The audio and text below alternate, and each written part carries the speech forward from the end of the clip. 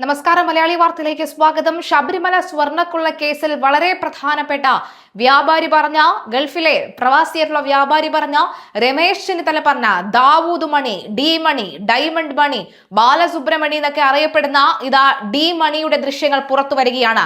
D മണിയുടെ ദിണ്ടുക്കലിലുള്ള സ്ഥാപനത്തിലെത്തി SIT സംഘം ചോദ്യം ചെയ്യുന്ന ദൃശ്യങ്ങളാണ് പുറത്തു വന്നുകൊണ്ടിരിക്കുന്നത്. ശബരിമല സ്വർണ്ണക്കൊള്ളയുമായി ബന്ധപ്പെട്ട പേരുയർന്നു വന്ന ഡി മണിയുടെ ആദ്യ ദൃശ്യങ്ങൾ പുറത്ത്.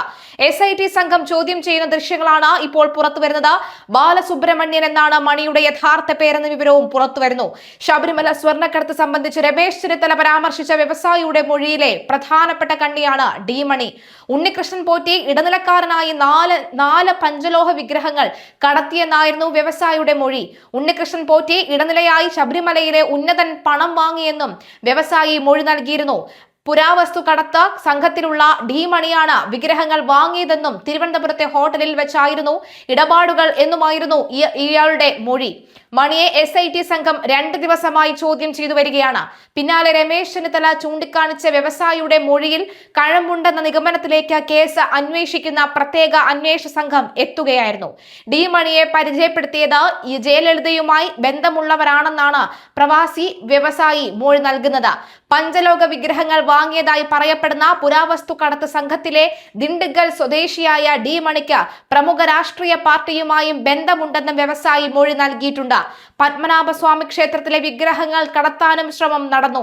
കേരളത്തിലേക്ക് നിരവധി തവണ ഡി മണി എത്തിയിരുന്നുവെന്നും സംസ്ഥാനത്ത് നിന്ന് 1-ലധികം തവണ പുരാവസ്തു കടത്തിയെന്നും മൊഴിയുണ്ട്. എന്തായാലും ഡി മണിയുടെ ദൃശ്യങ്ങളാണ് ഇപ്പോൾ പുറത്തു വന്നുകൊണ്ടിരിക്കുന്നത്. അതായത് ശബരിമല സ്വർണ്ണക്കൊള്ള എവിടം വരെ പോയി അല്ലേ?